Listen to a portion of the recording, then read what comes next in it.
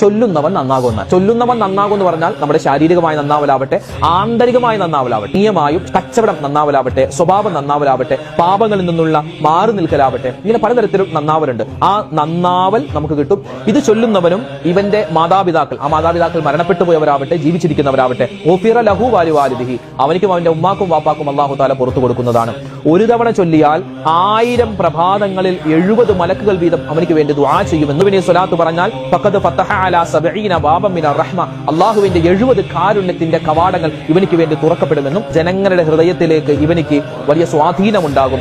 ശത്രുക്കളുടെ മനസ്സിൽ പോലും നമ്മളോട് ഒരു ഇഷ്ടം അല്ലാഹു തആല തോന്നിക്കുമെന്നാണ്. മാത്രമല്ല മുത്തുനബി മുഹമ്മദ് മുസ്തഫ സ്വല്ലല്ലാഹു അലൈഹി വസല്ലമ തങ്ങളെ സ്വപ്നം കാണാനുള്ള സുന്ദരമായ ഒരു അവസരം കൂടി നമുക്കുണ്ടാകുമെന്ന്. അല്ലാഹുമ്മ യാ റബ്ബ മുഹമ്മദിൻ വആലി മുഹമ്മദിൻ സ്വല്ലി അലാ മുഹമ്മദിൻ വആലി മുഹമ്മദിൻ വഅതി മുഹമ്മദൻ അദ്ദറജത വൽ വസീലത ഫിൽ ജന്ന.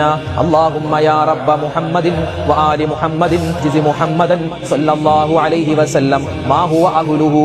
ചൊല്ലുന്നവർ മുടക്കണ്ട, ചൊല്ലാത്തവരുണ്ടെങ്കിൽ ഒരു ദിവസം ഒരു പ്രാവശ്യമെങ്കിലും കുറഞ്ഞത് ഈ സ്വലാത്ത് ചൊല്ലണേ. നിരവധി പ്രതിഫലങ്ങളാണ്. മറ്റുള്ളവർക്ക് എത്തിച്ചു കൊടുക്കാൻ വിട്ടുപോകണ്ട.